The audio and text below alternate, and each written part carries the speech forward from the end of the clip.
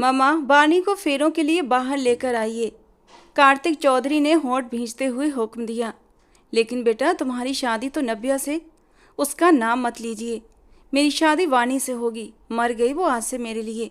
वो गुस्से के मारे इतनी जोर से दहाड़ा था कि वहां शादी में मौजूद लोग एक पल के लिए सहम उठे थे। नब्या नहीं जानती थी कि उसने जो चिंगारी लगाई है तो अब उसके धमाके भी होने थे, और इन धमाकों में सब कुछ तहस नहस होने वाला था। वो ज़बरदस्ती नब्या की छोटी बहन बानी से शादी करके और उसकी विदाई कराकर उसे अपने कमरे में ले आया और बिस्तर पर पटक दिया। एक पैर टिकाते हुए वो उसकी नीली कांच जैसी आंखों में देखने लगा। बहन को उसके यार के साथ भगाकर तुम्हें क्या लगा कि मैं तुम्हें माफ़ कर दूंगा? इसकी भरपाई तुम्हें आज की पूरी रात चुकानी पड़ेगी।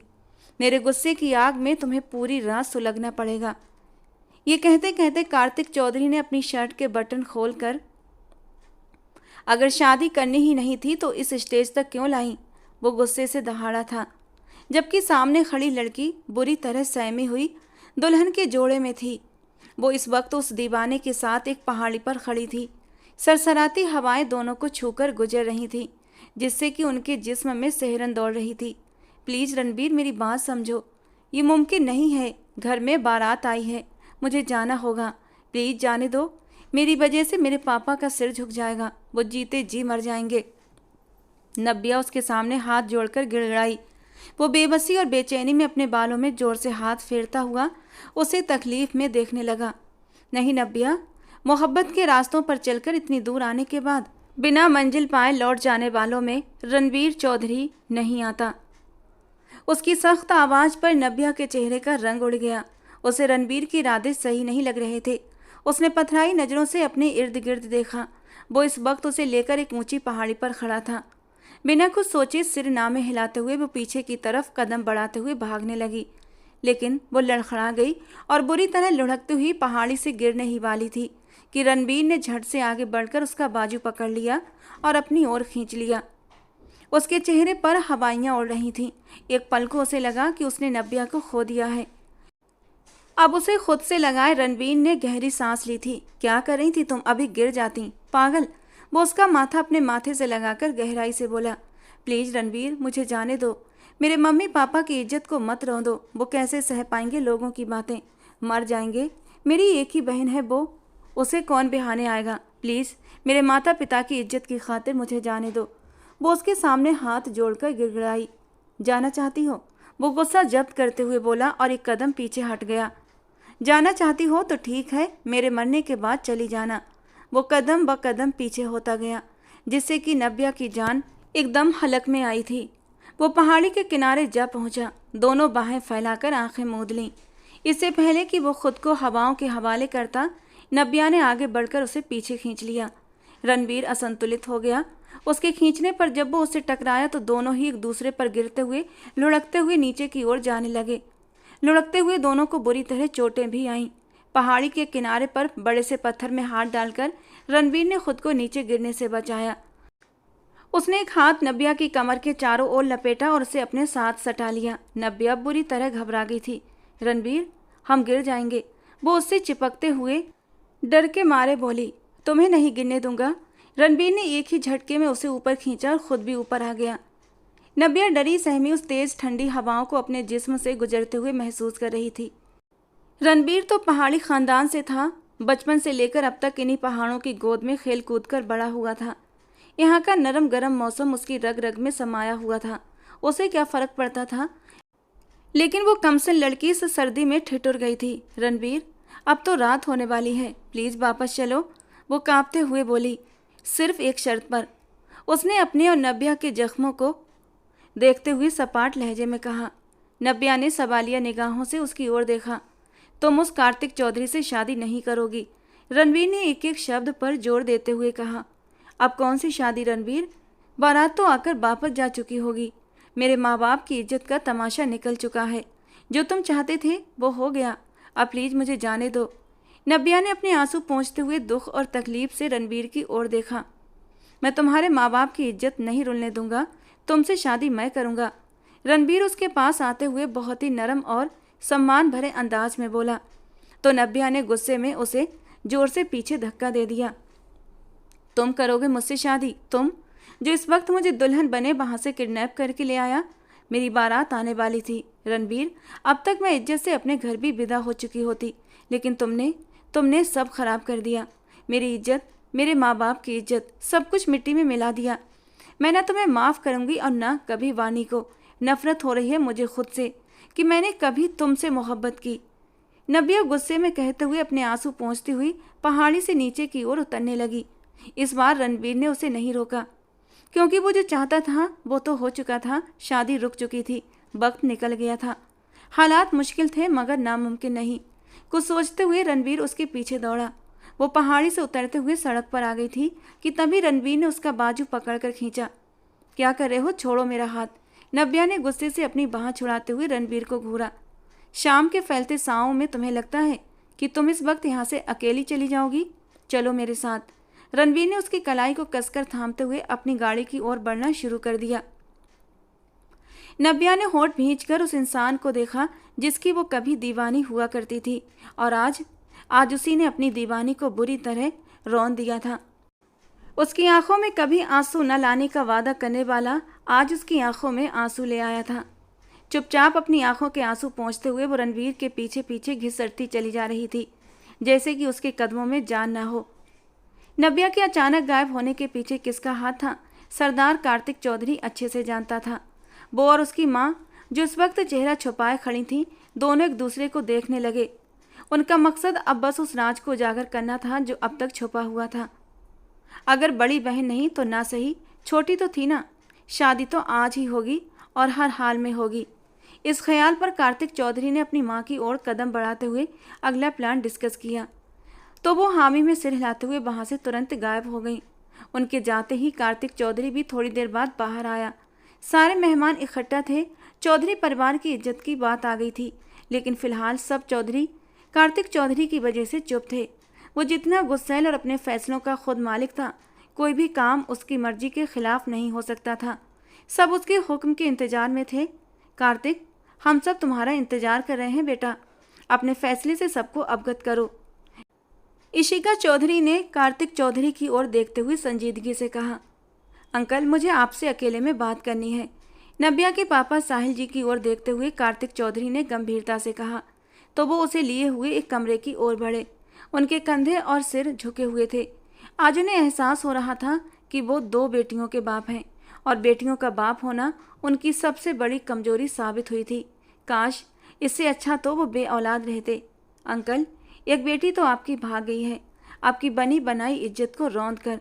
आपकी इज्जत के साथ साथ वो मेरी इज्जत पर भी दाग लगा गई है। आने वाले वक्त में अगर दूसरी भी भाग जाए तो बेहतर नहीं होगा कि आप उसे मेरे हवाले कर दें? आपकी इज्जत भी बच जाएगी और ये वक्त भी टल जाएगा, और मेरी इज्जत का थोड़ा सा भरम रह जाएगा। कार्तिक की बात पर एक पल को साहिल जी सन्न रह गए, लेकिन उन्हें कार्तिक की बात में दम नजर आया। और ऐसा हो सकता था, क्योंकि अगर एक बेटी भाग सकती है तो दूसरी भी भाग सकती थी। इसीलिए अपनी इज्जत बचाने के लिए उन्होंने अपनी छोटी बेटी को बड़ी बेटी की जगह कार्तिक चौधरी को देने का फैसला कर लिया। उनके हामी भरने पर हर तरफ एक हलचल सी मच गई थी। उड़ती उड़ती ये खबर अंदर बैठी बानी तक भी पहुंच चुकी थी, और उसके तो जैसे होश उड़ गए। उसे यकीन नहीं हो रहा था कि अपनी बहन को बचाते बचाते अब वो खुद उस दलदल में फंसने जा रही थी। ऐसा नहीं हो सकता मम्मा, मैं आपको बता रही हूँ, ऐसा नहीं हो सकता। मैं उस पहाड़ी खड़ूस से कभी भी शादी नहीं करूँगी। वानी ने गुस्से से अपनी माँ की ओर देखते हुए कहा। तुम्हारी बहन तो भाग गई है हमारी इज्जतों को रौंद कर। अब तुम्हारी बारी है, अब तुम भी भाग जाओ। जाओ, वो दरवाज़ा खुला है। जब बड़ी बेटी ने हमारा एहसास नहीं किया तो तुम भी मत करो, लेकिन एक एहसान करती जाओ, अपने बाप को और मुझे जहर दे दो। तुम जैसी बेटियों से तो बेहतर है कि हमें औलाद ही ना होती। अनीता जी ने वानी से गुस्से में कहा। उनकी बातें सुनती वानी अपनी आंखों में आंसू लाने से खुद को रोक न पाई। मम्मा प्लीज़, इस तरह मुझे इमोशनल ब्लैकमेल मत करें। आप पापा को मना करें, वो मेरी शादी उससे ना करें। आप जानती हैं वो किस प्रकार का इंसान है। सरदारी के नशे में चूर है वो, और उसके गुस्से को कौन नहीं जानता। मत करें मेरे साथ ये जुल्म, उसके साथ मेरी ज़िंदगी नर्क हो जाएगी। वानी, ये तुम्हारे पापा का फैसला है और इसीलिए इसे खामोशी से मान लो। जो नव्या ने किया, भगवान के लिए प्लीज़ तुम वो मत करना। मैं तुम्हारे आगे हाथ जोड़ती हूँ। हमारी इज्जत की लाज रख लो बानी। अनीता जी ने बानी को इमोशनल ब्लैकमेल करके कार्तिक से शादी पर रजामंद कर ही लिया। ये सब क्या है? आप ऐसा कैसे कर सकते हैं? इशिका जी ने हैरानी से कार्तिक की ओर देखते हुए पूछा। ममा, बानी को शादी के फेरों के लिए बाहर लेकर आइए, कार्तिक ने ठंडे लहजे में अपनी माँ से कहा। लेकिन बेटा, तुम्हारी शादी तो नब्या से। नाम मत लीजिएगा उसका मेरे सामने। और वैसे भी नब्या हो या वानी, मुझे कोई फ़र्क नहीं पड़ता। विवाह तो आज ही होगा। अपनी बात कहते हुए वो वहाँ से निकलते हुए बाहर बैठे मर्दों की ओर बढ़ गया। भगवान जाने इस लड़के के दिमाग में क्या चल रहा है। एक बार पहले कहा कि नब्या से मोहब्बत है तो अपनी जिद से यहाँ रिश्ता करवाया। अपनी बचपन की मंगेतर को भी छोड़कर इसका रिश्ता साहिल जी के घर लाई, और अब यहाँ इसे नब्या की जगह बानी भी मिल जाए तो कोई फ़र्क नहीं पड़ता। हैरानी की बात है, मुझे तो कुछ समझ नहीं आ रहा। वो सर झटकती हुई अंदर बैठी औरतों की ओर बढ़ी, जहाँ इस वक्त शादी की तैयारियां हो रही थी। नब्या की जगह अब बानी घूंघट निकाले बैठी थी। उसकी आंखों में बेहिसाब आंसू थे और एक अजीब सी बेबसी। थोड़ी ही देर में पंडित जी ने वर और वधू को बुलाने के लिए कहा। कार्तिक चौधरी दुल्हन बनी बानी के बराबर में आकर बैठ चुका था। पंडित जी शादी की रस्में करने लगे थे और जब पंडित जी ने कहा कि वर वधू अपना हाथ आगे करें तो कार्तिक ने तो अपना हाथ आगे कर दिया था, लेकिन वानी ने अपना हाथ अपनी गोद से नहीं हटाया। वानी का जी चाहा इस शादी से इनकार कर दे। इस बहशी सरदार के चंगुल में एक बार फंस गई तो फिर कैसे निकलेगी। वानी बेटा, हाथ आगे करो, अनीता जी ने उसके कंधे पर हल्का सा दबाव डालते हुए कहा, और फिर उसने अपना कांपता हुआ हाथ कार्तिक के हाथ पर रख दिया। वो आने वाले लम्हों को सोचते हुए कांपने लगी थी। उस शख्स की दहशत और जुनून से। अपनी बहन नब्या को तो उसने बचा लिया था, पर खुद को बचा न पाई। कुछ ही देर में शादी की रस्में पूरी हो गई थीं और सकुशल दोनों का विवाह संपन्न हुआ। सब तरफ से दूल्हा दुल्हन के ऊपर फूल बरसाए जा रहे थे और बधाइयों का शोर उठा था, जबकि वानी के लबों पर कार्तिक के लिए बद्दुआओं का सिलसिला शुरू हुआ था। बधाई हो साहिल जी, एक दोस्त ने आगे बढ़कर साहिल जी को गले लगाया था। साहिल जी की आंखों में आंसू आ गए। आज एक बेटी ने सर झुकाया तो दूसरी ने मान और सम्मान बढ़ा दिया था, लेकिन वो अभी ये नहीं जानते थे कि नब्या को घर से भगाने वाली बानी ही थी।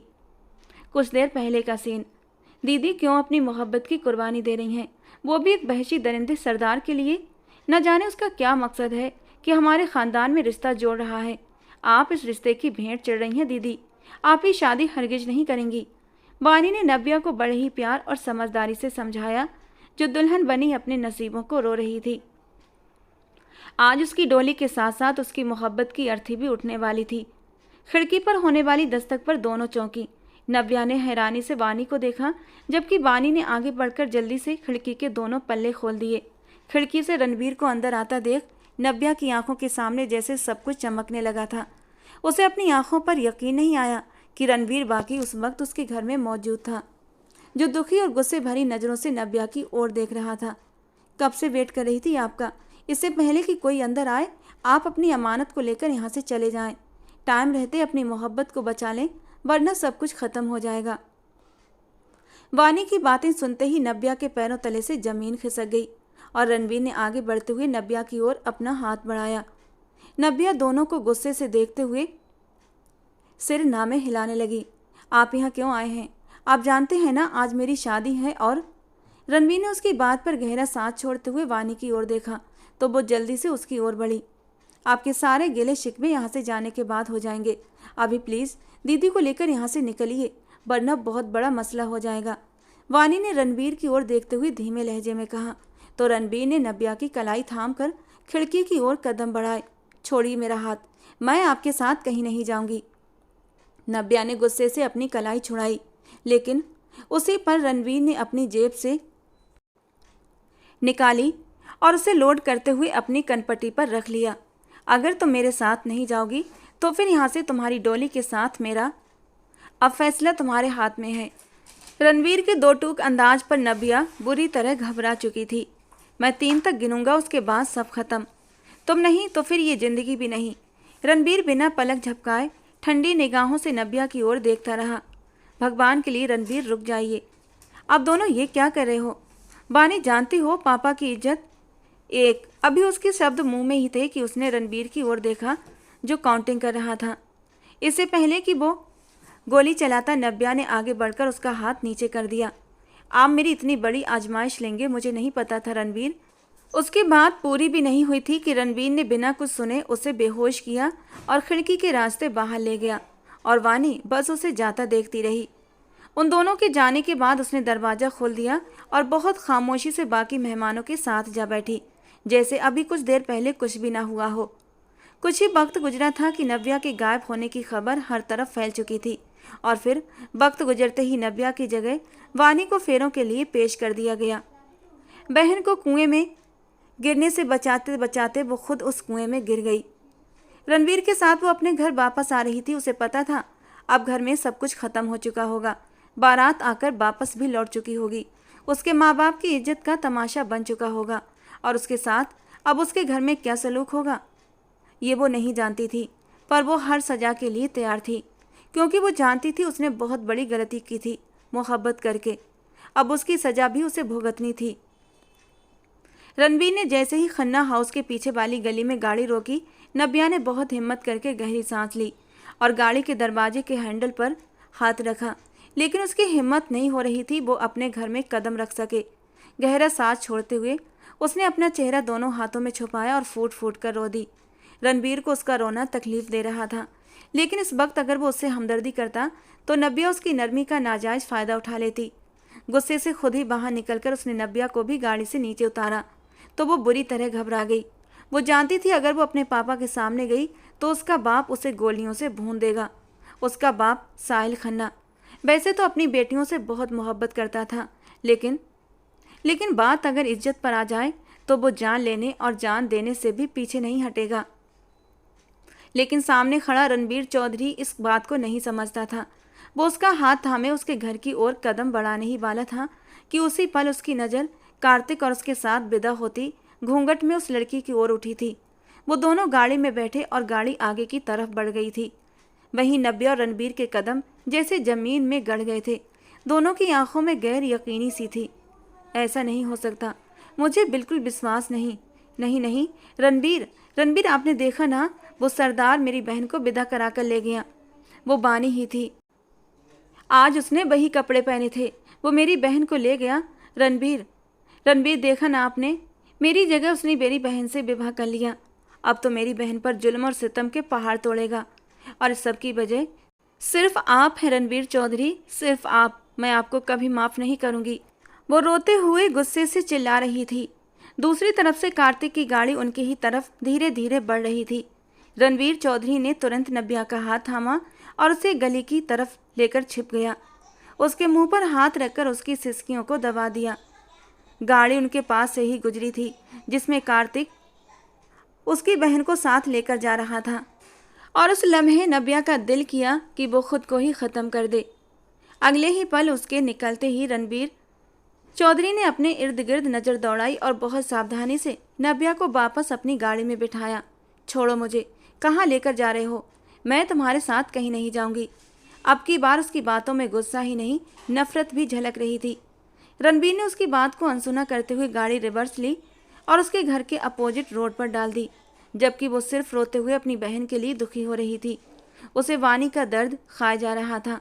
वो जानती थी कि चौधरी लोग जब बात इज्जत की हो तो फिर किसी का लिहाज नहीं करते। बात उनकी इज्जत पर आ गई थी तो अब उसका बदला वानी से ही लिया जाएगा। वानी के बारे में सोचते हुए उसका पूरा जिस्म कांपने लगा था, और उसका कांपना रणवीर चौधरी से छिपा न रह सका। उसने एक तीखी नज़र उसकी ओर डाली, लेकिन होंठ खामोश ही रहे। आज पहली बार एहसास हो रहा है कि मेरा बेटा नहीं है। भगवान बेटियां दे, ऐसी दे जो इज्जतों की सुरक्षा करे, ना कि इज्जतों को पैरों तले रौंद कर चली जाए। साहिल खन्ना सिर झुकाए बीबी के साथ बैठे अपने दिल का गम हल्का कर रहे थे। उन्होंने जिस दिल से वानी की विदाई की थी सिर्फ वही जानते थे। कार्तिक का रिश्ता नब्या के लिए आया था और वो नहीं चाहते थे कि वहाँ नब्या की शादी हो। लेकिन जब उन्हें ये कहा गया कि ये रिश्ता नब्या और कार्तिक दोनों की मर्जी से हो रहा है तो वो चुप हो गए और सरदार कार्तिक के खिलाफ ना जा सके और अपनी नब्या को उसके हवाले करने का सोच लिया। लेकिन अब नब्या के गायब होने के बाद जब सरदार कार्तिक ने वानी का हाथ मांगा तो उस पर वो बुरी तरह हकबका गए थे। उनका जी चाहा उसी वक्त इनकार कर दें, पर वो ना कर सके, क्योंकि उस वक्त उन्हें अपनी दोनों बेटियों की रक्षा करनी थी। एक तो उन्हें छोड़कर चली गई थी, दूसरी को वो खतरे में नहीं डालना चाहते थे।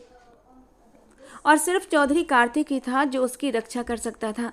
मजबूरी में उन्हें वानी का विवाह कार्तिक से करना पड़ा, जबकि इसके पीछे वजह क्या थी कोई नहीं जानता था।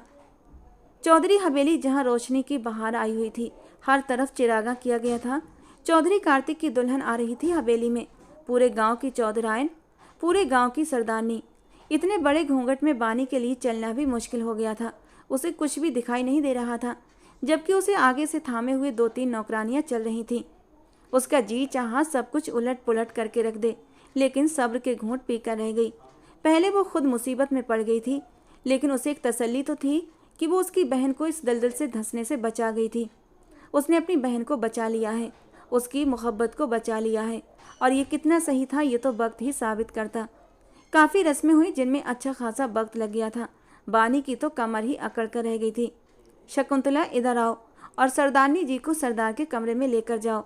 अचानक से इशिका जी की आवाज़ कानों में पड़ी तो वानी एकदम से चौंक गई। मतलब अब उस देव मानुष के सामने डाला जाना था मुझे, जो अब उसे कच्चा चबा जाने वाला था। वानी ने दांत भींचे, लेकिन खामोश ही रही, और 2 नौकरानियां उसे चौधरी कार्तिक के कमरे की तरफ ले जाने लगीं। सावधानी से उसे बिस्तर पर बिठाते हुए उन्होंने खाने पीने का सामान भी उसके सामने रख दिया और बाहर निकल गईं। दरवाज़ा खुला और इशिका जी अंदर दाखिल हुई। बानी खन्ना, चौधरी कार्तिक से विवाह का फैसला करके तुमने खुद को बहुत बड़ी मुसीबत में डाल लिया है, क्योंकि चौधरी कार्तिक तुमसे नहीं नव्या से प्यार करता था, और उसी के लिए वो रिश्ता इस घर में गया था। लेकिन नव्या को तो तुमने भगा दिया, और बदले में कार्तिक का विवाह तुम्हारे साथ हो गया। खुद को कभी कार्तिक की बीवी समझने की गलती मत करना।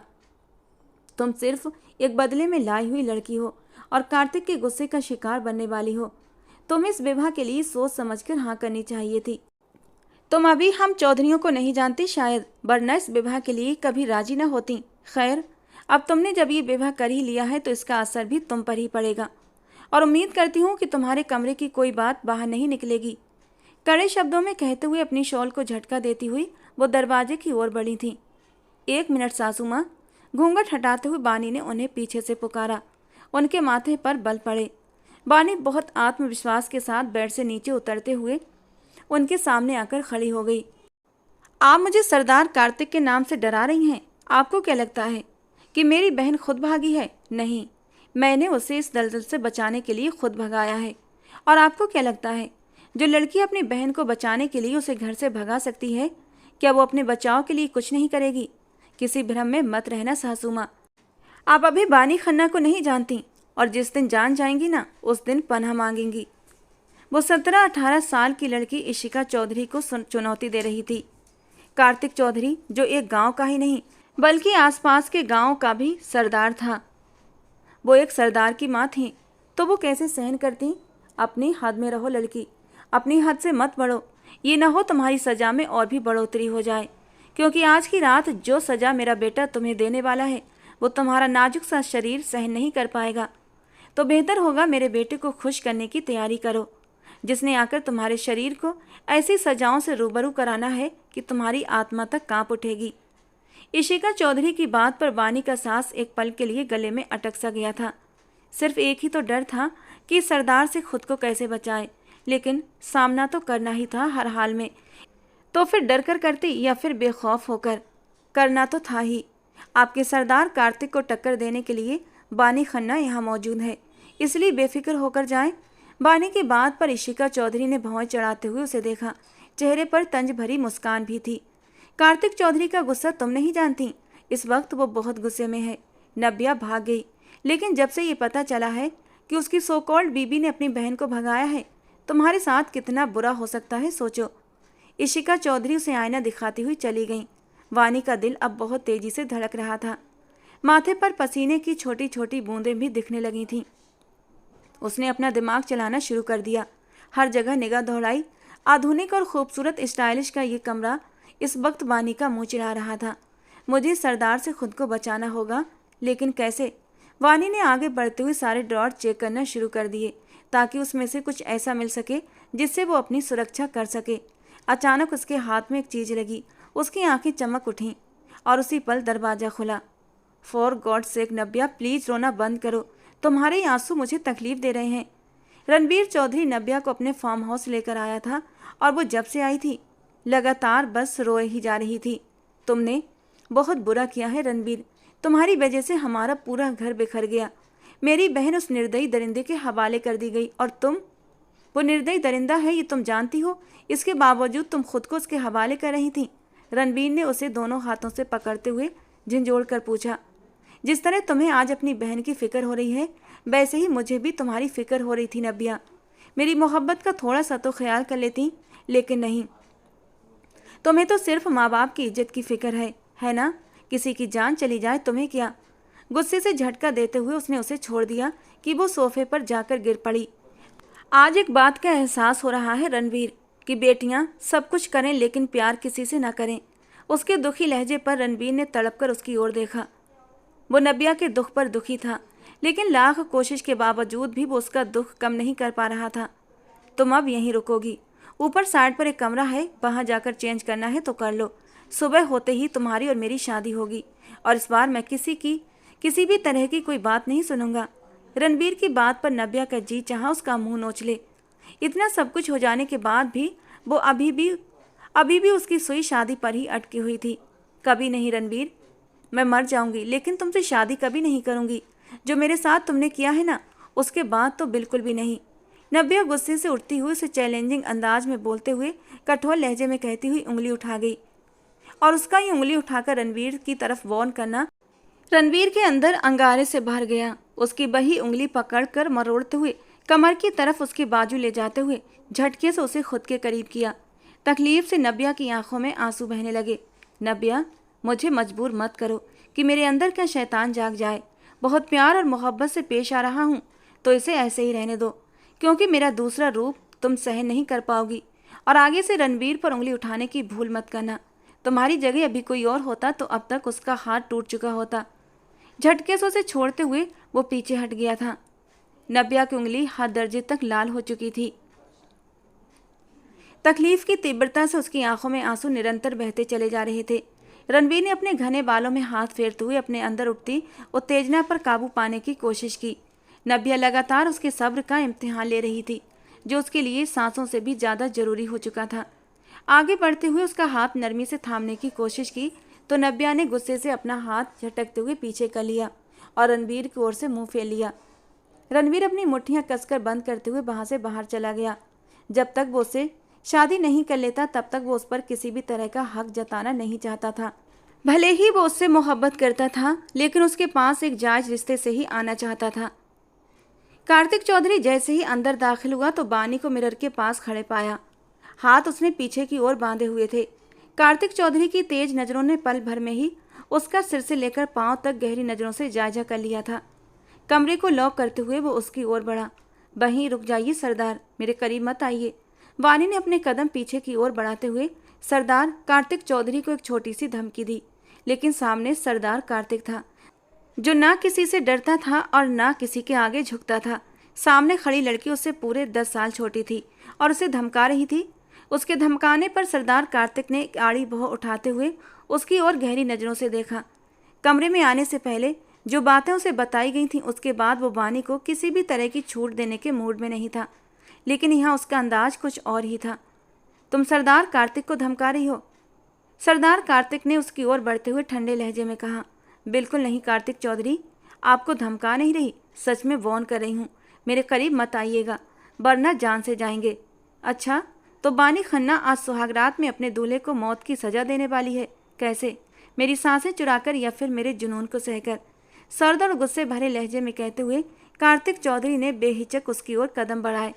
बानी पीछे होते हुए दीवार के साथ जा लगी। 2 इंच के फासले पर कार्तिक ने अपने कदम रोक लिए थे। वो कम उम्र लड़की बेहद खूबसूरत थी। उसने नब्या को भी देखा था। नब्या का बेदाग हुस्न और उसकी मासूमियत भी ऐसी थी कि लोगों का दिल धड़का देती थी, लेकिन सामने खड़ी लड़की भी सौंदर्य में अनुपम थी। उसके दोनों तरफ हाथ रखे उसने उसकी सांसों की हलचल को महसूस किया और एक पल के लिए उसकी आंखों में खो गया। इसी दौरान बानी ने हाथ में पकड़े तेज धार चाकू से उस पर वार किया, लेकिन वार खाली गया, क्योंकि कार्तिक चौधरी पहले से ही तैयार था। वो उसके हाथ पर मारने ही वाली थी, लेकिन सरदार ने उसकी कलाई को मजबूती से पकड़ लिया। उसके हाथ में पकड़ा तेज धार चाकू नीचे गिर चुका था। वानी की नीली आंखों में अब डर की लहर लहराई। उसने सामने खड़े व्यक्ति के अंदर का शैतान जगा दिया था। अब न जाने वो उसके साथ क्या करने वाला था। कार्तिक चौधरी ने उसकी कलाई से पकड़कर उसे बिस्तर पर जोर से पटक दिया। बिस्तर पर एक पैर टिकाकर वो उसकी नीली कांच जैसी आंखों में देखने लगा। बहन को उसके यार के साथ भगाकर तुमने क्या सोचा था कि मैं तुम्हें माफ़ कर दूंगा? कार्तिक चौधरी के स्पष्ट शब्दों पर वानी का सांस घुट गया। इसका मतलब था इशिका चौधरी ने अपने बेटे को सब कुछ बता दिया था। तो अब डरने की बात नहीं थी। अब तो या तो मरना था या फिर मार देना था। हाँ, मैंने भगाया था उसे क्योंकि आप उसकी मोहब्बत के बीच में आ रहे थे।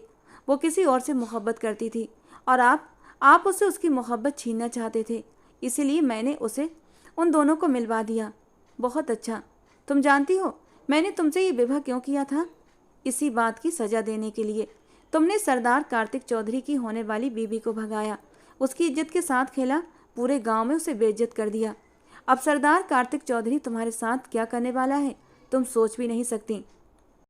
जानती हो तुम कैसे एक सरदार औरत से बदला लेता है? वो उसे डरा रहा था।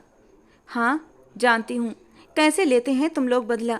तुम लोगों के जंगलीपन और दहशत को अच्छे से जानती हूँ और आज आप बदला लेंगे मुझे तकलीफ पहुँचाकर, मेरे वजूद को नोच नोच कर, मुझे दर्द देकर, मेरी आत्मा तक को घायल करके आप बदला लेंगे। वानी गुस्से से खड़े होते हुए उसके सामने आकर उसकी आंखों में गहरी नफरत के साथ खड़ी हो गई, लेकिन उसने आंसू नहीं गिरने दिया। उसने पलकें भी नहीं झपकने दी। ये लड़की मजबूती से खड़ी कार्तिक की आंखों में आंखें डालकर सब कुछ कह रही थी और फिर अगले ही पल उसने अपने सिर से कामदार आंचल उतार कर दूर फेंक दिया। एक पल को बालों में खिंचाव से उसके होंठों से सिसकी निकली थी, लेकिन उसने सब कुछ सह लिया। कार्तिक टकटकी लगाए उसे देखे जा रहा था। एक पल के लिए उसे समझ न आया कि वानी करना क्या चाहती है। अगले ही पल वो अपने सारे जेवर उतार कर एक और रखने लगी। अब उसका हाथ अपने ब्लाउज की डोरियों पर था। ब्लाउज की डोरियां खोलते वक्त उसके हाथ कांपे थे, मगर वो जरा भी नहीं हिली। जैसे ही डोरियां खुली वो कंधों से सरकते हुए नीचे गिरने लगा। वानी ने आंखें बंद कर लीं और वो अपने तन से उतारकर उसे फेंक चुकी थी। सरदार कार्तिक उसकी इस हरकत को देखते हुए अपने होठों का एक कोना दांतों के नीचे दबा गया। अगले पल उसने अपने लहंगे की जिप पर हाथ बढ़ाया था और आंखें मूंद कर उसे नीचे सरका दिया। वो गहरी सांसें भरती हुई सरदार कार्तिक को उकसा रही थी, उसके दबे हुए जज्बातों को हवा दे रही थी, उसे अपनी ओर खींच रही थी। उसकी आंखों से आंसू टूट कर गालों पर बहते जा रहे थे। कार्तिक ने उसे जोर से बेड पर धक्का दिया। अगले ही पल वानी की आंखें खुल गईं। उसने अपने सामने कार्तिक को अपनी कलाई से घड़ी उतारते देखा तो उसके गले में गांठ से उभर कर गायब हो गई। फिर उसने कार्तिक को अपनी शर्ट उतारकर दूर फेंकते देखा। वो अपनी सांसें रोककर कार्तिक की मजबूत काया को देखती हुई पीछे की ओर सरकने लगी, लेकिन कार्तिक चौधरी ने और उसकी कोशिश नाकाम कर दी। उसका सर तकिए पर गिरा। उसने सहमी हुई निगाहों से कार्तिक को देखा, जो उसकी ओर गहरी नजरों से देख चुका था। बहुत खूबसूरत हो तुम। सरदार कार्तिक चौधरी की बीवी बनने के काबिल तो तुम ही थी। बेबाक भी हो, निडर भी हो। मुझे तुम जैसी लड़कियां ही पसंद हैं। I like your style when you removed. वो उसके ऊपर झुकते हुए गंभीर अंदाज में बोल रहा था। वानी ने अपनी आंखें कसकर बंद कर लीं। वानी ने बेडशीट को मुट्ठियों में जकड़ लिया, लेकिन इस बार उसकी सांसों में गहरा कंपन था, जो उसकी खूबसूरत नरम धड़कनों की ताल में मिलकर उसे और भी हसीन बना रहा था। उसकी शिद्दत को सह पाना वानी के बस की बात नहीं थी। वो सही कह रहा था। उसकी कद काठी और ताकत का मुकाबला वानी नहीं कर सकती थी। न चाहते हुए भी वो बुरी तरह रो पड़ी थी। कार्तिक ने अपना सिर उठाते हुए उसे सख्ती से घूरा। खुद को मेरे सामने इतने खूबसूरत अंदाज में पेश करके तुमने सरदार को खुद बहकाया है। अब ये आंसू क्यों? वो उसके आंसुओं को अपनी उंगलियों के पोरों से पोंछता हुआ नरम लहजे में बोला, एकदम से एक मेहरबान और प्यार करने वाले इंसान की तरह। मुझे डर। वो कुछ कह नहीं पा रही थी। अभी तो जरा सी सख्ती भी नहीं की तुम पर, और ये हाल है तुम्हारा। और चली थी सरदार को जीतने, खुद को मुझे सौंप कर। कार्तिक की बात पर वो उसके सीने पर हाथ मारते हुए फिर से उसके जज्बातों को उकसा रही थी। सरदार कार्तिक ने उसके हाथों को किनारे करते हुए उसकी उंगलियों में अपनी उंगलियां फंसा दी और उसे खुद में खो देने की कोशिश करने लगा। सुबह होते ही रणवीर ने अपना कहा सच कर दिखाया और तुरंत शादी की रस्में पूरी करके नव्या को अपने कमरे में ले आया। नव्या बिल्कुल चुप थी, जैसे उसे किसी बात से कोई फर्क ही न पड़ रहा हो। रणबीर ने उसके चेहरे को अपने हाथों के प्याले में भरा, मगर फिर भी उसने कोई प्रतिक्रिया नहीं दी। नव्या, मेरी तरफ देखो। मेरी मोहब्बत को तुम यूं नज़रअंदाज नहीं कर सकती। यही मेरी मोहब्बत है कि आज तुमसे शादी की है और ज़िंदगी की आखिरी सांस तक तुम्हें पलकों पर बिठाकर रखूंगा। वो जज्बातों से भरे लहजे में कहता हुआ उसके नरम होठों पर झुका था। ये पहला स्पर्श था जो उसे रणबीर से आज मिला था। लेकिन नव्या ने न कोई साथ दिया न कोई जवाब। नव्या का ये ठंडा अंदाज रणबीर को गुस्सा दिला गया। रणबीर ने गुस्से में पीछे हटते हुए अपना रुख दूसरी ओर मोड़ लिया। क्या चाहती हो तुम? बता दो मुझे, वो गुस्से से फुनकारा। एक पल को नव्या सहम गई, लेकिन अगले ही पल उसका डर गायब हो गया। मैं क्या चाहती हूँ और क्या नहीं, अब इन बातों का कोई मतलब नहीं। आपने मुझसे शादी कर ली, मुझे पा लिया, मुझे हासिल कर लिया। अब जो करना है करिए। मैं आपको कुछ भी करने से नहीं रोकूंगी, लेकिन याद रखिएगा, आपने शादी एक जिंदा लड़की से नहीं बल्कि एक बेजान वजूद से की है, जिसकी आत्मा, जिसके जज्बात सब कुछ ख़त्म हो चुके हैं। न दिल बचा है न मोहब्बत, बस एक जिस्म बाकी है। चाहिए हो तो ले लीजिए। उसके सख्त लफ्ज़ों पर रणबीर जैसे करंट खाकर पीछे हटा। तुम्हें लगता है कि मैंने तुमसे शादी तुम्हारा ये पाने के लिए की है? बहुत सही सोचा। मेरी मोहब्बत का तो यही अंजाम होना चाहिए था। ठीक है, अब तुम्हें मैं कभी नहीं छूऊंगा। चलो मेरे साथ, वो उसे सर्द लहजे में कहते हुए आगे बढ़ा। कहाँ ले जाना चाहते हैं आप? वो तड़क कर बोली। वहीं जहाँ तुम जाना चाहती थी। तुम्हें दुख है ना कि तुम सरदार कार्तिक की पत्नी बनकर उसकी हवेली में नहीं गई, सरदारनी नहीं बन सकी। अब तुम्हें वहीं ले जाता हूँ ताकि तुम्हारी अधूरी ख्वाहिश भी पूरी कर सकूं। वो हर शब्द को चबा चबा कर बोलता फिर से आगे बढ़ा। पागल हो गए हैं? क्या बोल रहे हैं? वो लोग मार डालेंगे आपको भी और मुझे भी। वो उसके पीछे जाती उसका बाजू पकड़कर उसे अपनी ओर मोड़ गई। रणबीर ने बहुत आराम से अपना बाजू उसके हाथ से छुड़ा लिया। अच्छा है, एक साथ जी तो नहीं सकते, लेकिन मर ही जाएंगे। तुम्हें मौत से डर लग रहा है क्या? तुम अपनी बहन को उस दरिंदे से बचाना नहीं चाहती? रणबीर की बातें नव्या के सिर से ऊपर से जा रही थीं। वो ये सब बातें क्यों कर रहा था? चलो मेरे साथ, बिना किसी सवाल के। मैं नहीं चाहता कि तुम्हारी कलाई पकड़कर तुम्हें जबरदस्ती ले जाऊं। बेहतर है तुम खुद चलो मेरे साथ। अब की बार उसका लहजा बेहद सख्त था। सुबह का सूरज चौधरी हवेली के लिए बहुत बड़ी खुशखबरी लेकर आ रहा था। अपने पहलू में सोई उस छोटी सी नरम नाजुक सी लड़की को देखते हुए सरदार कार्तिक के लबों पर मुस्कान सी खिल उठी। वो उसी की शर्ट पहने उसके बाजुओं में बेखबर सो रही थी। रात को बड़े बड़े दावे करने वाली वो छोटी सी लड़की सरदार कार्तिक की जरा सी शिद्दत पर निढाल हो गई थी। आंखें मीचे रात के लम्हों को याद करते हुए कार्तिक के चेहरे पर बार बार एक हसीन मुस्कान सज रही थी। आंखें खोलते ही पहलू में लेटी उस हसीन दोशीजा का वो एक ही रात में दीवाना हो गया था। उस हुस्न की मलिका ने अपने हुस्न के जलवे बिखेर कर सरदार कार्तिक को सब कुछ भुला दिया था। पहले उसका मकसद कुछ और था, लेकिन इस वक्त वो बानी के हुस्न के आगे खुद को पूरी तरह बेबस महसूस कर रहा था। सच ही कहते हैं, जन और जमीन इंसान को कहीं का नहीं रहने देती। और अगर सरदार कार्तिक से पूछा जाता तो वो इन्हीं तीनों में से सबसे पहले जन का नाम लेता।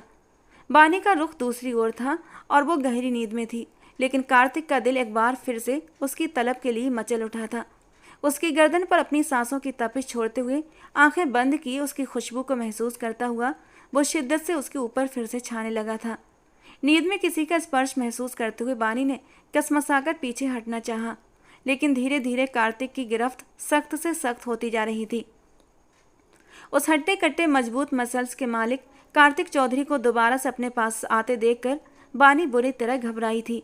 रात भर वो उसकी शिद्दतों को सहती रही थी कि अब उसका जिस्म बुरी तरह टूट रहा था। एक बार फिर वो अपनी शिद्दतों के साथ उसके करीब आ रहा था और उसकी हालत तो मरने जैसी हो रही थी। प्लीज रुक जाइए, वो उसे अपनी गर्दन में मुंह छुपाए देखती बेख्तियार बोल उठी। क्या हुआ? बस इतनी सी हिम्मत थी? एक ही रात में तुम्हारा ये हाल है? अभी तो पूरी जिंदगी पड़ी है। हर रात तुम्हें ये मोहब्बत की जुनूनियत सहनी पड़ेगी। आदत डाल लो, वो सर्द लहजे में कहता उसके गाल पर अपने दांतों से। नहीं प्लीज, नहीं है हिम्मत मुझ में। मैंने कल से कुछ भी नहीं खाया, मुझ में इस वक्त बिल्कुल भी। उसकी आंखों में आंसू आ गए थे जो कार्तिक को बेहद बुरे लगे। उसे तो उस लड़की का निडर अंदाज भाया था और अब वो रो रही थी। उसकी संगत के डर से वो रो रही थी। वो पीछे होते तकिए पर सिर रखता लेट गया और बानी को खींचकर अपने ऊपर गिराया। कि वो फिर से सहम गई। तुम्हारा ये कोमल सा वजूद और तुम्हारी ये मदहोश कर देने वाली संगत ने सरदार कार्तिक को अपना गुलाम बना लिया है। अब तुम चाह कर भी सरदार कार्तिक से खुद को दूर नहीं कर सकती। कार्तिक ने उसके लबों पर एक बार फिर से शिद्दत ढाई तो वो सिसक उठी, लेकिन धीरे धीरे उसकी गिरफ्त में नरम स्पर्श महसूस करती बानी हैरान हुई थी।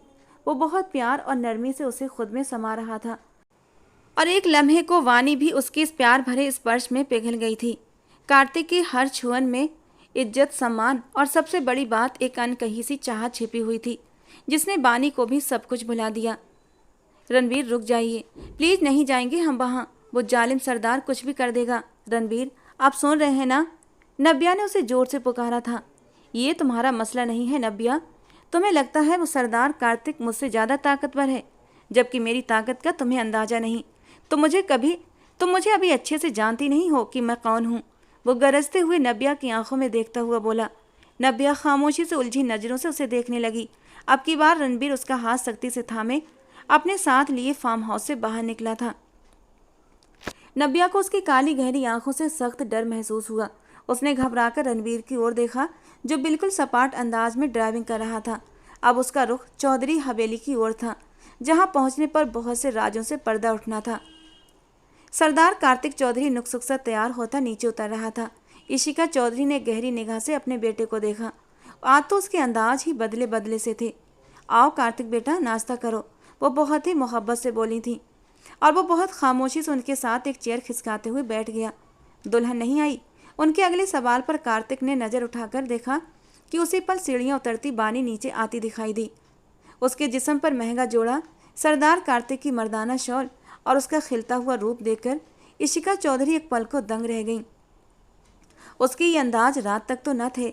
हैरत से वो उसे अपने पास आते देख रही थी। गुड मॉर्निंग सासू माँ, कैसी हैं? बानी का चहकता अंदाज इशिका चौधरी को बुरी तरह चौंका गया। एक कटीली निगाह बेटे पर डाली, जो बहुत मज़े से नाश्ता करने में बिजी था। रात को जो बातें उनके और कार्तिक के बीच हुई थीं, उसके बाद तो उस लड़की को सर उठाकर किया, नज़र उठाकर भी बात नहीं करनी चाहिए थी। कहाँ वो इशिका चौधरी की आंखों में घुस रही थी। और वक्त होता तो वो उसे अच्छी खासी खरी खरी सुना देती, लेकिन कार्तिक के सामने वो फिलहाल खुद को कंट्रोल कर गई, जबकि उनका अंदर ही अंदर मचलना बानी ने खूब इंजॉय किया था। अरे सरदार जी, आपने तो चाय ही नहीं ली। 1 मिनट, मैं सर्व करती हूँ। बानी ने बहुत अदा से मुस्कुराकर कार्तिक के आगे चाय का कप रखा। कार्तिक ने सर उठाकर बहुत गहरी नज़रों से उस पटाखा को देखा, जो कमरे में तो उसकी शिद्दतों के आगे रो पड़ती थी, लेकिन अब कितने एतबार और प्यार से उसके सामने चाय रखे मुस्कुराती नज़रों से उसकी ओर झुकी थी। चीनी कितनी लेंगे? सरदारनी जी, इतनी ही सेवा करो जितनी बाद में मुझसे सहन कर सको, वरना जब मेरी सेवा की बारी आएगी तो तुम्हारी आंखों के आंसू नहीं थमेंगे। उसके धीमे लहजे में कही दो मानी बात पर वानी के चेहरे का रंग एकदम बदल गया था। गुलाबी गाल शर्म के मारे और भी दहक उठे थे, पर अगले ही पल फिर से उसी मुस्कान ने उसे घेर लिया था। और ये मंजर देखते ही इशिका चौधरी गुस्से से टेबल से उठकर चली गईं, जिसका उन दोनों ने बिल्कुल भी नोटिस नहीं लिया, क्योंकि उन दोनों को तो एक दूसरे से ही फुर्सत नहीं थी। मुझे डराने की ज़रूरत नहीं सरदार जी, मेरी हिम्मत को आप अंडर एस्टिमेट मत कीजिएगा, वो भी चैलेंजिंग अंदाज में बोली। उसी पल कार्तिक अपनी जगह से उठा कि उसके होंठ अचानक बानी के लबों से टकराए थे और उसकी रूह तक कांप गई। वो एक आंख बिंग करता चेयर छोड़ता आगे बढ़ा कि तभी नौकर ने बाहर दरवाजे पर दस्तक दी। उन्हें अंदर आने की इजाज़त नहीं थी। सरदार जी, बाहर रणवीर चौधरी जी आए हैं। नौकर की आवाज़ बानी के कानों से भी टकराई थी। उसने दहल कर पलटकर पीछे देखा। कार्तिक के माथे पर बल पड़े। बानी भागते हुए उसकी तरफ बढ़ी। इससे पहले वो अपने कदम आगे बढ़ाता अपने सामने बानी को देखते ठिठक कर रुका। आप उन्हें कुछ नहीं कहेंगे, उन्हें जाने दें प्लीज़। बानी की बातें सरदार कार्तिक को समझ नहीं आ रही थी। क्या कहना चाहती हो? तुम्हारा रणवीर चौधरी से क्या संबंध है? कार्तिक को सिर्फ इतना बताया गया था कि नब्या अपने यार के साथ भाग गई है, लेकिन वो रणवीर है ये नहीं बताया गया था। उसकी गर्माहट पर बानी का सांस हलक में अटक गया। आप बस मेरी बात सुने, आप रणवीर? बानी कार्तिक चौधरी। उसकी बात पूरी होने से पहले ही कार्तिक ने उसे बाजू से पकड़कर झंझोड़ा। तुम्हारी जबान पर किसी गैर मर्द का नाम भी आया तो जान ले लूँगा तुम्हारी। वो जितने गुस्से से दबा दबा बोला था, बानी का सांस रुक गया। वो किस कदर गुस्से वाला और जुनूनी था, रात को उसकी शिद्दतों से बानी को अच्छा खासा यकीन हो चुका था।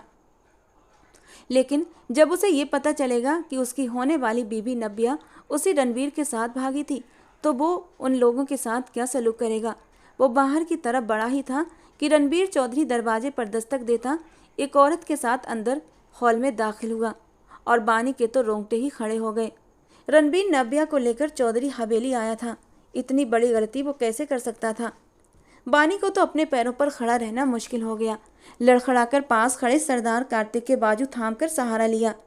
सरदार कार्तिक ने रुख पलटकर बानी को देखा, जिसके चेहरे पर हवाइयाँ उड़ रही थीं, पर सरदार कार्तिक उतने ही सुकून भरे अंदाज में खड़ा था, जैसे सामने खड़े दो लोगों से उसे कोई फर्क नहीं पड़ता। क्यों आए हो? सरदार कार्तिक का लहजा बेहद सर्द था, जबकि नव्या उतनी ही घबराई हुई थी। बात करना चाहता हूँ। रणबीर सरदार कार्तिक के करीब हुआ। इतनी देर में इशिका चौधरी नीचे आते दिखी।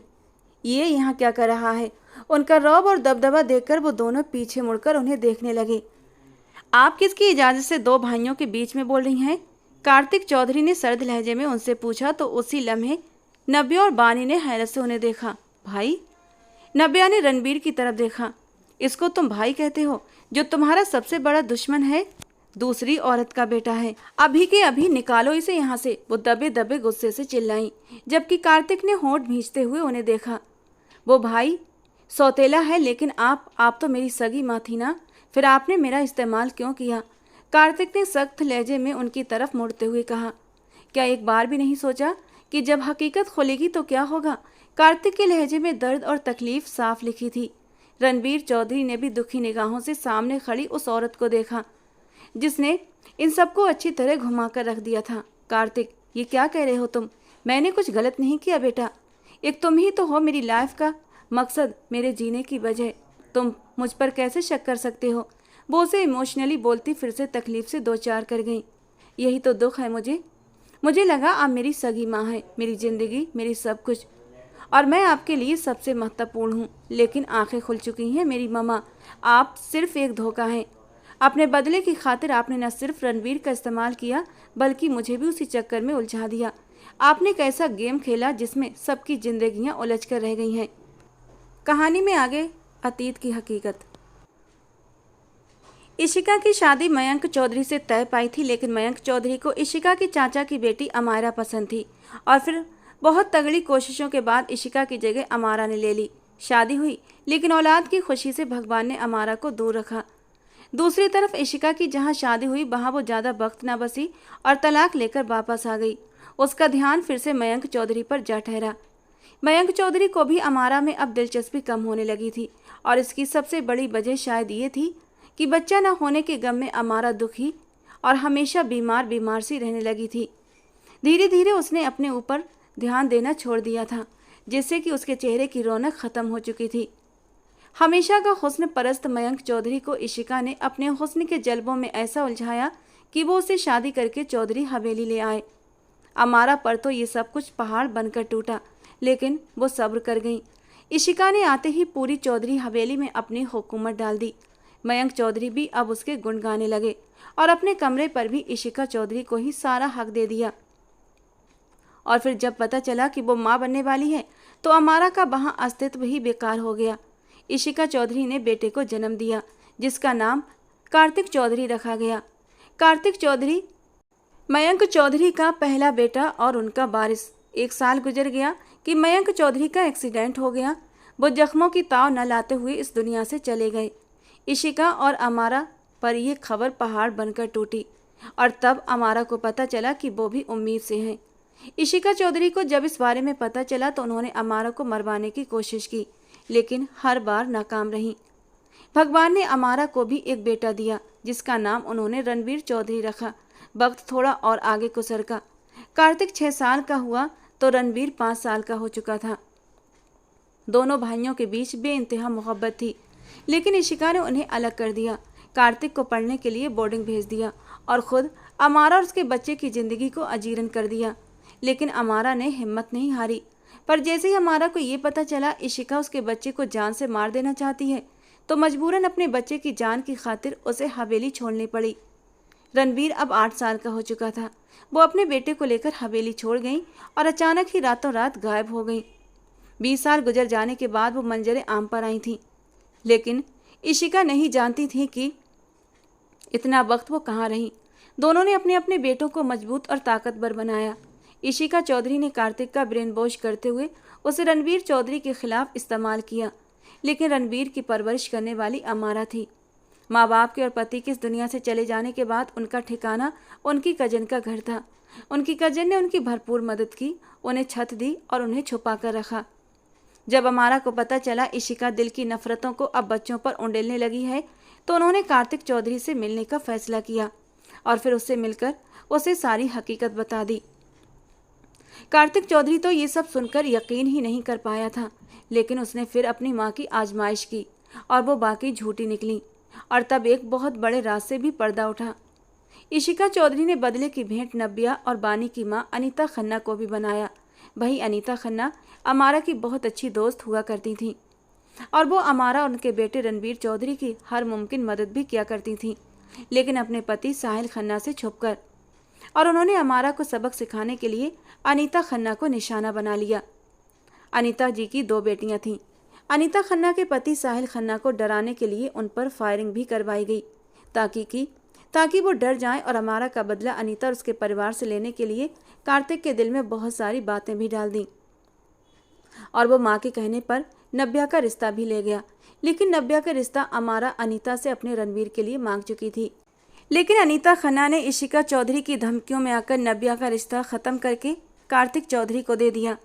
इसके लिए अमारा ने ही अनीता को कहा, रणवीर का नब्या को लेकर भागना बानी को लगा उसकी प्लानिंग है, लेकिन ये सारी प्लानिंग अमारा ने की थी, रणवीर और कार्तिक चौधरी के साथ मिलकर। कार्तिक चौधरी ने खुद अपनी ही शादी से अपनी दुल्हन नब्या को भगाया था ताकि इशिका चौधरी को सबक सिखा सके। इशिका चौधरी को लगा सारी साजिश उसने रची है और वो इन सबको अपने जाल में उलझा रही थी, जबकि कार्तिक ने अमारा के साथ मिलकर नब्या की जगह बानी को मांग लिया। कार्तिक चौधरी तो बहुत पहले से जानता था रणवीर और नब्या एक दूसरे से मोहब्बत करते हैं। वो उनके बीच से चुपचाप हट गया और बानी को ब्याह कर ले आया। अब इशिका चौधरी को लगा एक तीर से 2 शिकार होंगे। एक तरफ नब्या भाग गई, उसका बदला कार्तिक चौधरी वानी से लेगा, और दूसरी तरफ नब्या जब पकड़ी जाएगी तो उसे भी सजा मिलेगी। यूँ सारे दुश्मनों को चारों खाने चित कर देंगी। पर वो ये नहीं जानती थी कि अपने बिछाए जाल में वो खुद ही बुरी तरह फंस जाएंगी। कैसी नफरत है आपकी मामा, जो ख़त्म होने का नाम नहीं ले रही। कौन सा बदला लेना है आपने अमारा मासी से? उनकी जगह आपने ले ली, उन्हें इस हवेली से निकाल दिया। इस सब के बाद भी आपको शांति ना आई तो आपने उन्हें मारने की प्लानिंग की। जब वहाँ भी कामयाब ना हो पाई तो उनकी सहेली और उसके परिवार को निशाना बनाया। सभी को मार दें आप, शायद तब आपके गुनहगार दिल को शांति आ जाए। कार्तिक चौधरी की बात पर इशिका चौधरी ने नम आंखों से बेटे को देखा।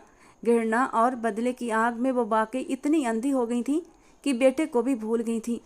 कार्तिक, मेरे बेटे, नहीं हूँ मैं आपका बेटा। कार्तिक ने उनका हाथ झटका। मेरी माँ इतनी बेरहम और जालिम नहीं हो सकती। कई बार मुझे लगा अब आपको रोक लूँ, अब आपको कुछ गलत ना करने दूँ, लेकिन मैं चुप हो गया।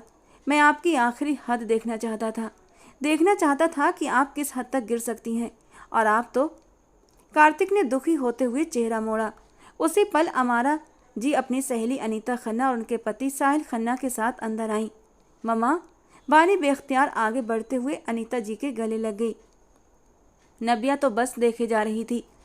उसे डर लग रहा था कि वो माँ के गले लगी तो माँ उसे धुतकार न दें, लेकिन अनीता जी ने नब्या के लिए भी अपनी बाहें फैलाईं तो वो रोते हुए माँ के गले लग गई। रो नहीं नब्या, रणवीर ने तुमसे शादी हमारी मौजूदगी में की है। अचानक से अमारा की बात पर नब्या ने हैरानी और सवालिया अंदाज से अपनी माँ की ओर देखा, जिन्होंने हाँ में सिर हिलाते हुए अमारा की बात की पुष्टि की। हम बाहर मौजूद थे, रणवीर के पास। साहिल खन्ना ने भी नब्या के सिर पर प्यार से हाथ फेरते हुए कहा। इशिका चौधरी सबको एक साथ देखती सिसक पड़ी।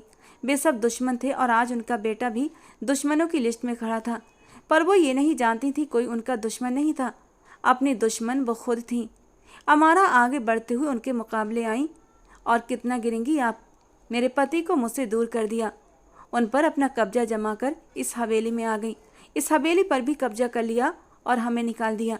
मेरी सहेली और उसकी बेटियों का भी इस्तेमाल किया, और अभी आपका दिल नहीं भरा तो आपने मुझे और रणवीर को मारने के लिए किलर को हायर कर लिया। मुझे तो बस अफसोस होता है आपकी सोच पर, तरस आता है आप पर। अमारा ने सिर नामे हिलाते हुए अफसोस से कहा, मामा अभी भी वक्त है, प्लीज़ संभल जाइए और मत करें इतनी नफरत कि एक वक्त ऐसा आए आपके पास आपका बेटा भी ना रहे। कार्तिक, ऐसा मत कहो, माँ मर जाएगी तुम्हारे बिना। वो उसके दोनों हाथ थाम गई। मुझसे नहीं, आपको अमारा मासी से माफ़ी मांगना चाहिए। आपकी नफरत और जलन के सबसे ज़्यादा भेंट वही चढ़ी हैं। उसकी बात पर इशिका चौधरी ने अमारा को हाथ जोड़कर माफ़ी मांगी तो उन्होंने दिल बड़ा करते हुए उन्हें माफ़ कर दिया। चलो रणबीर बेटा, बहू को लेकर बाहर आओ, हमें अब जाना है, अमारा ने संजीदगी से कहा। अमारा, तुम कहीं नहीं जाओगी। ये हवेली जितनी मेरी है उतनी ही तुम्हारी भी है, तुम्हारा भी पूरा हक है। अब भगवान के लिए दिल पर लगी धुंध हटा दो। दिल बड़ा करके माफ़ किया है तो एक मौका भी दे दो अपनी गलती सुधारने का। इशिका चौधरी के कहने पर कार्तिक ने भी इस बार उनकी साइड लेते हुए उन्हें रोकने की कोशिश की थी, तो वो बेटे को देखती उनकी बात मान गई। चौधरी हवेली में एक बार फिर से खुशियों का समा छा गया था। बानी की मुँह दिखाई के फंक्शन पर नब्या की मुँह दिखाई का फंक्शन भी रखा गया था। नब्या ने घबराते हुए रणबीर की ओर देखा, जो मुस्कुराते हुए माँ को देख रहा था। एक बहुत खूबसूरत मुस्कान थी उसके चेहरे पर, कहीं भी नाराजगी का कोई बीज न था। क्या देख रही हो दीदी, छोड़ो इन दोनों को। ये भाई इतने बड़े घुन्ने निकले कि जरा भी भनक नहीं पड़ने दी। अब आज की रात इनको सजा देनी है। बानी की बात पर नब्या ने सवालिया अंदाज से उसे देखा तो उसने नब्या के कान में कुछ सरगोशी की, जो रणबीर ने देख लिया। कार्तिक, तुम्हारी बीवी मेरी बीवी को उल्टी सीधी पट्टियां पड़ा रही है, उसकी आवाज़ जाकर बंद करो।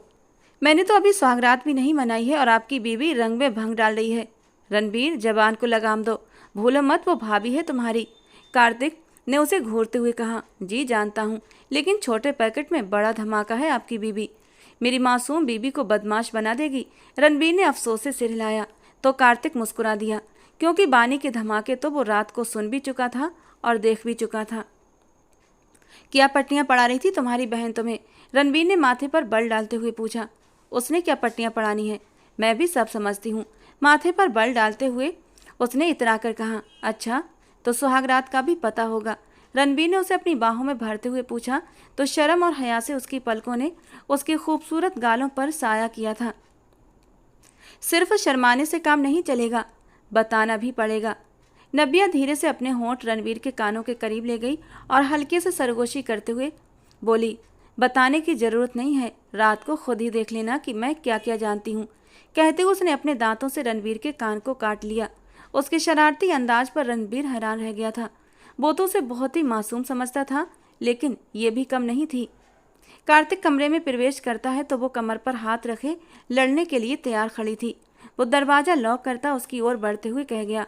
आज किस अंदाज में कपड़े, अर्थपूर्ण तरीके से कहते हुए वो अपनी शर्ट के बटन एक ही झटके में चाक कर गया और उसका ये आक्रामक अंदाज देखते हुए नब्या के तो रोंगटे खड़े हो गए थे। वो जो लड़ने वाली थी उसे अब वो भागते हुए बाथरूम की ओर दौड़ी। कार्तिक ने एक ही झटके में उसकी कमर के चारों ओर हाथ बांधे और अपनी ओर खींचा।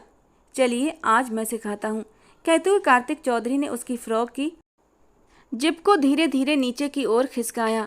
वो थोड़ा बहुत विरोध करती हुई धीरे धीरे बड़े ही प्यार से उसकी बाहों में समा गई थी। तो दोस्तों, आज की हमारी ये कहानी कैसी लगी कमेंट बॉक्स में ज़रूर बताना। पसंद आई हो तो प्लीज़ लाइक करना। रोज़ एक नई और रोमांटिक कहानी सुनने के लिए हमारे चैनल को सब्सक्राइब जरूर करना। दोस्तों, जाने से पहले कहानी को एक लाइक और एक प्यारा सा कमेंट जरूर कर दिया करें।